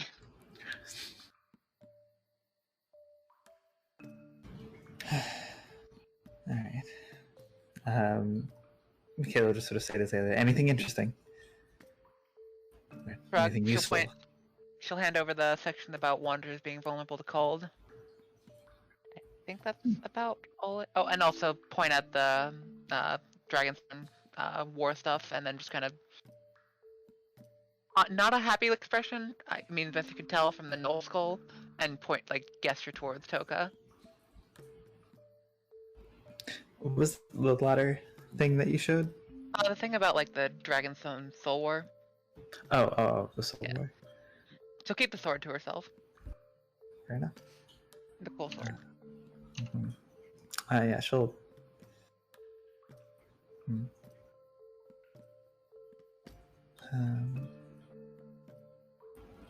The notes didn't give a lot of specifics on what happens in the Soul War, right? No, it just does sort not, of doesn't describe what a soul battle is. It just goes on for the rest of the stuff. Okay.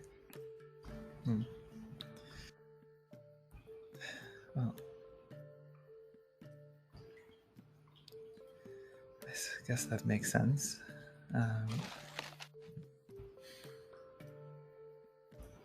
So it doesn't say anything like.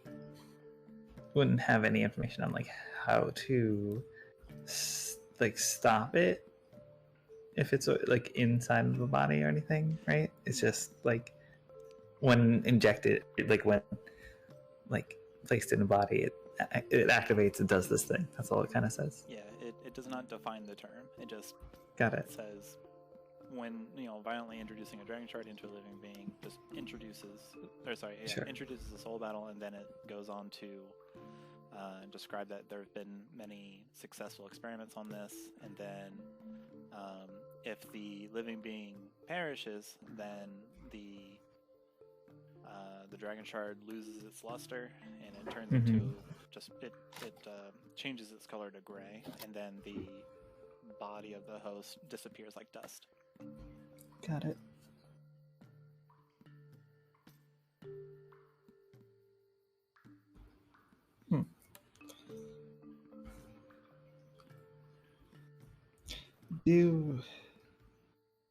Makayla kind of would read the, I guess, important bits out loud, and then she'd ask,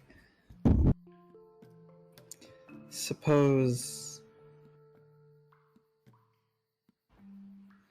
the host succeeds in this battle. Do you think it would be like what was happening with those gnolls? They died and topped some sort of brightly flashing crystal.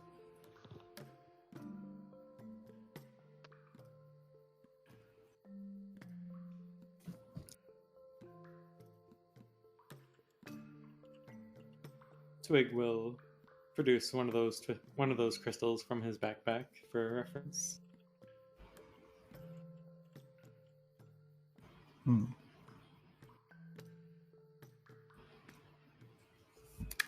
I'm the player trying to remember if there was anything like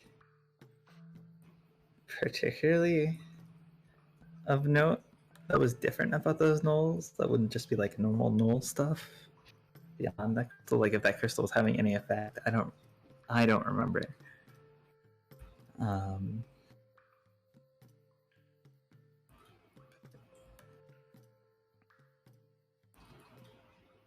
mean, would that crystal look? I guess it could. It's just a gray crystal. We wouldn't really be able to tell if it was or wasn't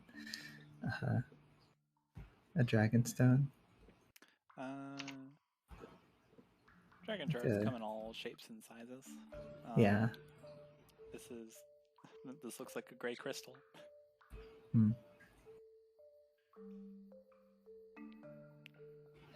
Perhaps they were some of the experiments. Weren't the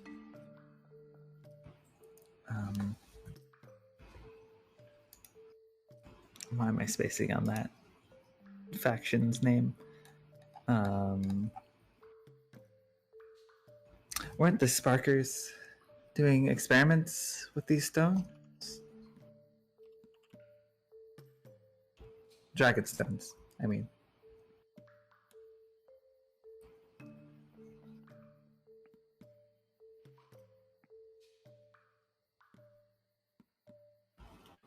I think you all got a better look at them than I did.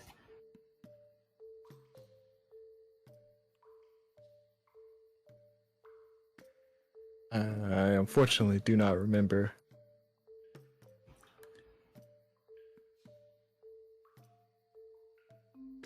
I believe Twig was probably the closest to it. He might remember.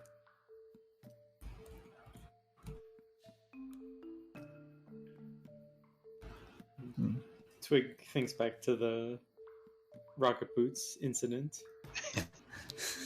And he says, I try not to think about the Sparkers too much.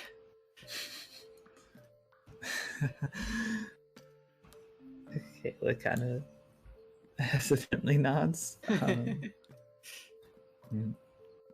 Well, food for thought. For now, I guess. And then she remembers The bright light from the brazier never really got addressed. And actually looks to see if anything's changed on the sort of platform or the statue. There are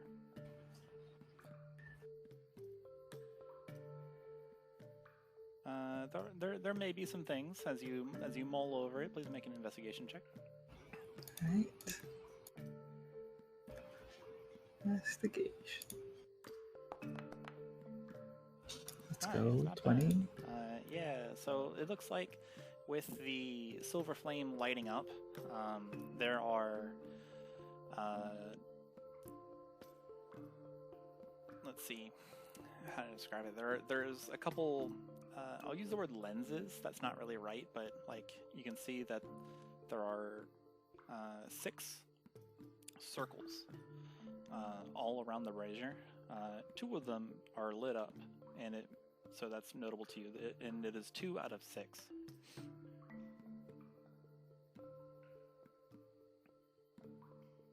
And you notice that this is just a recent development. So like 2 of the candles? Sorry, so no, on the brazier itself, like in the cauldron. Oh, the brazier itself, yeah. Going around the rim, there's like 6 little, kind of like glowy, like 6 little circles. 2 of them are lit up.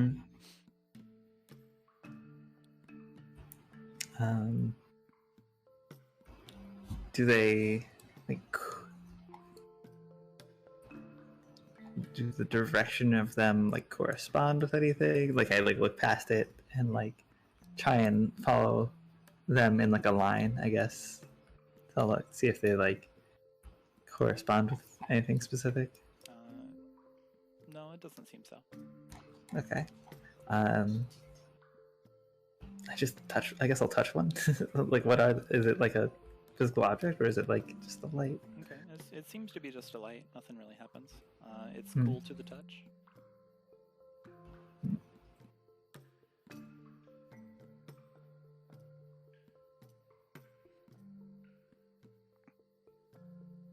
Mouse kind of like is fussing over Toka and looks around. Are we going to be here much longer? Toka obviously needs medical attention, you guys. He has a hole in his chest.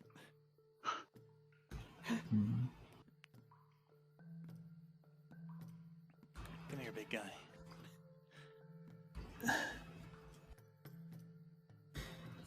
Right. Oh, go ahead. We should be looking for a way out at this point.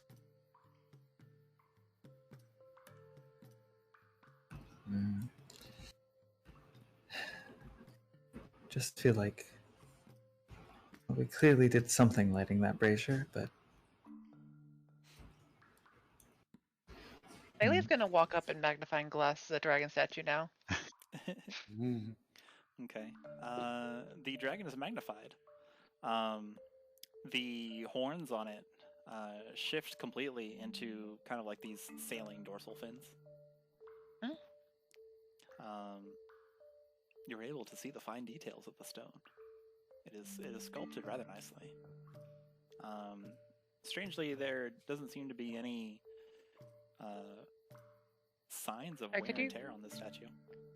Could you tell me what the horns are again for this one? The horns, they're kind of like these large like dorsal fin sail kind of things to represent the. Okay. Right. Understand.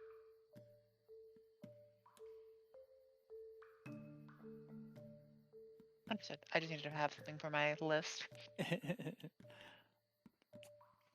list. I'm checking it twice. You can see Toka kind of get himself up to a sitting position. He has downed the potion of greater healing. Will you roll that for me, please? Oh, yeah. Big healing. Okay. Looks around. Thank you very much. This was very tasty. I feel much more energetic even if all circumstances considered. It tastes like cherries. I love cherries.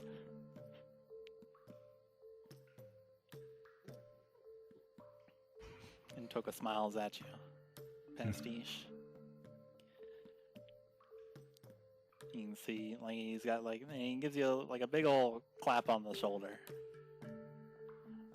All of you, thank you.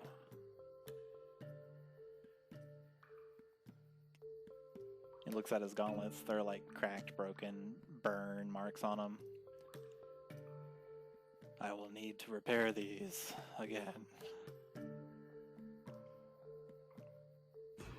Perhaps that exorbitant amount of flint we acquired will be put to use. What do you mean unnecessary amount of flint?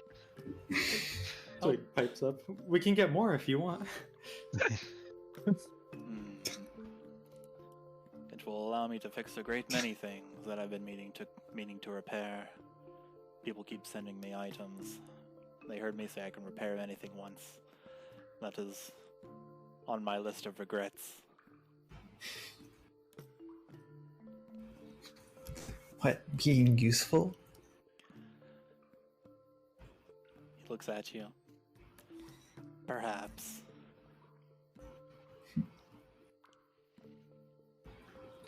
Speaking of being useful, I have a unique talent. If we need to backtrack, I always know the way. I suppose that is useful.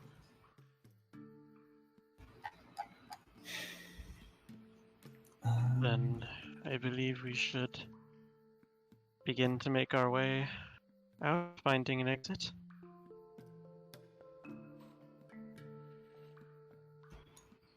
Shrug. One last thing. I guess I'm gonna use my last spell slot and use Detect Magic. Just to look around. Okay.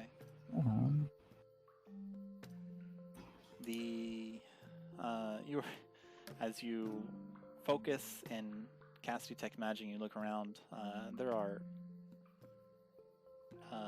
oodles of magic, oodles of motes of magic just kind of like hanging in the air. The silver flames that are lighting up everything, those have a faint silvery outline on each of those. The dragon statue bathed in the silver flame also has an outline of magic.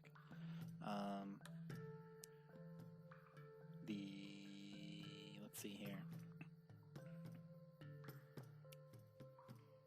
The stepping stones behind you have an outline of magic. Not really any like specific schools, but it's just faint enchantments. Okay. That's fair. It's just, I guess, curious if anything.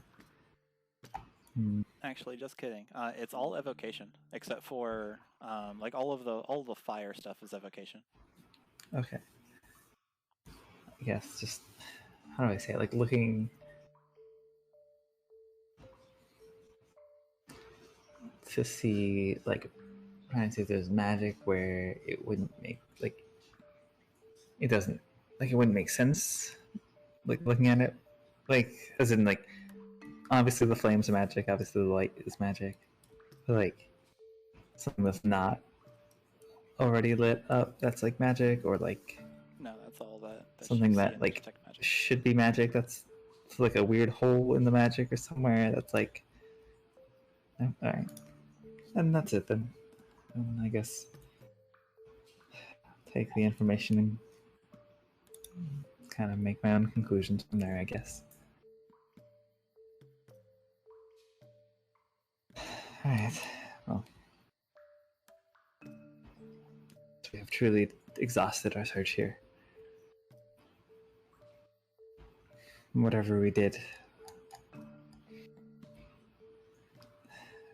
I guess we'll have to figure out what exactly it was later.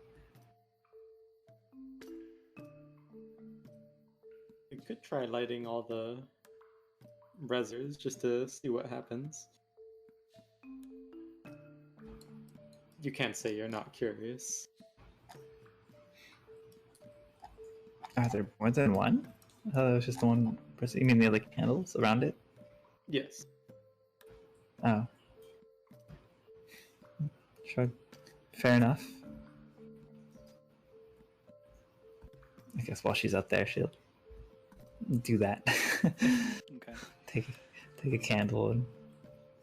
Well, I thought they were lit. All the candles around. So you Or go did they get to- extinguished? You go to light the candles around the pedestal.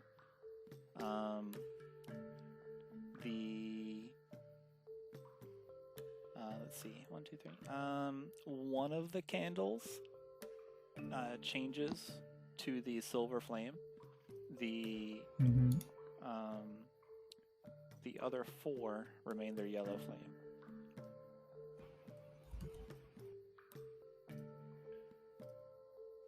Even as you try to, light them with the silver fire.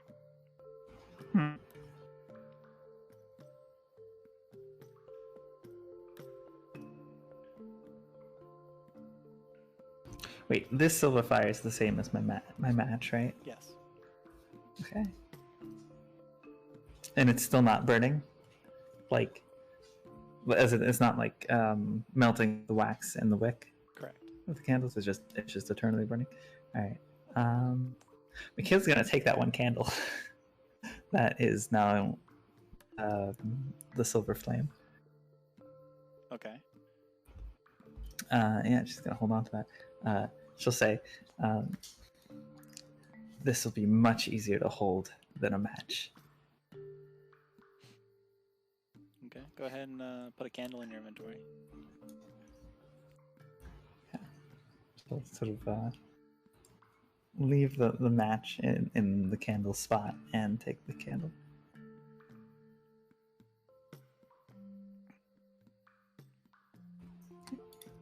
Okay. What's the plan? I guess we leave now, right? Or at least we try and backtrack. Indeed. Look for an exit. Okay. As you gather up and slowly walk, exhausted, towards the way you came, Toka's got his arm kind of like around.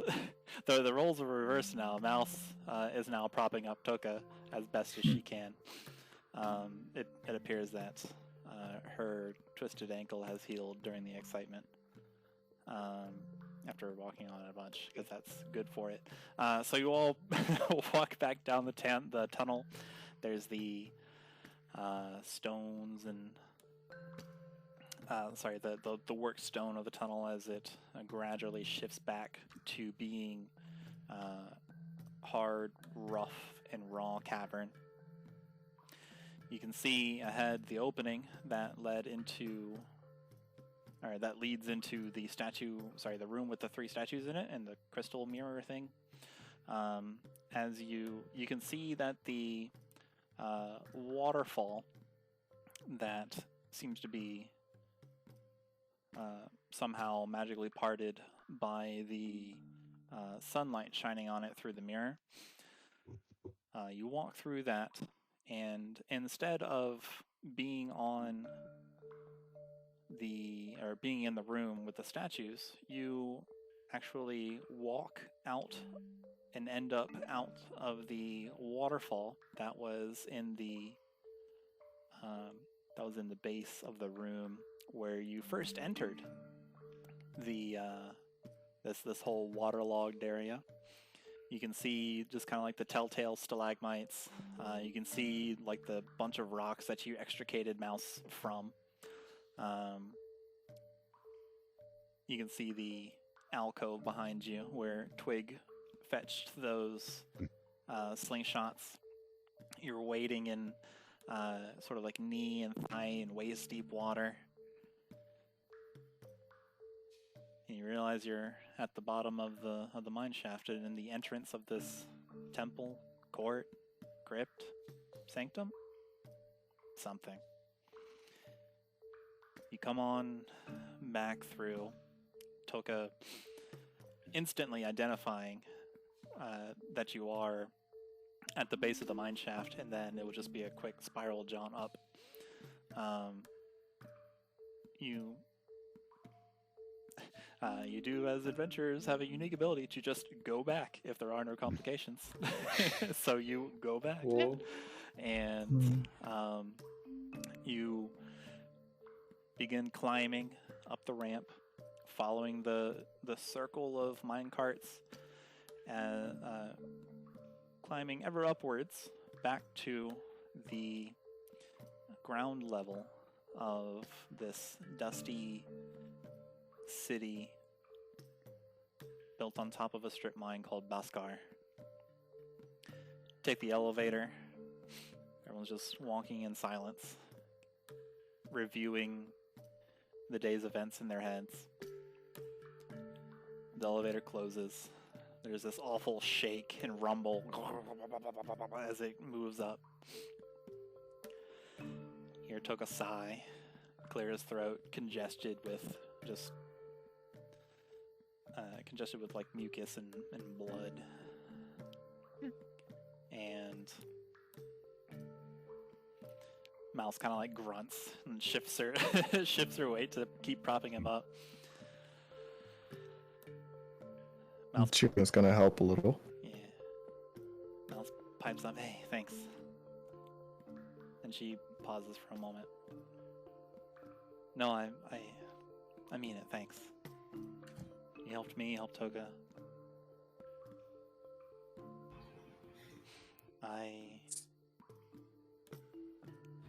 You guys seem like you've got a lot ahead of you. I'm gonna stay here and take care of this big guy. He needs attention, and there's more to learn here, I think, when we're not being attacked by some weirdo."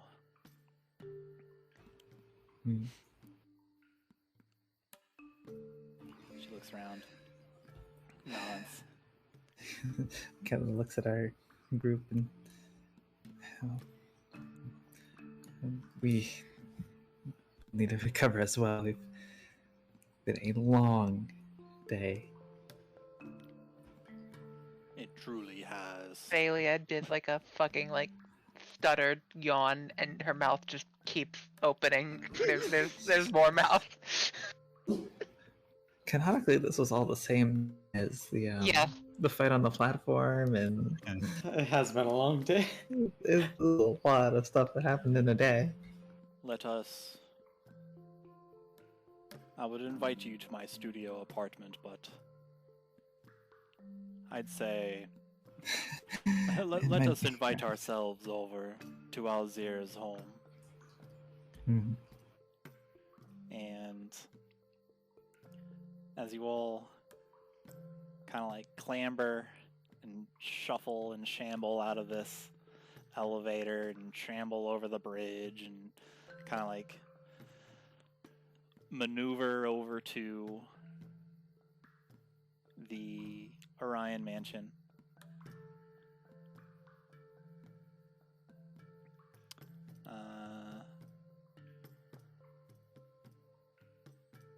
Let's see here. The music changes. Whoa.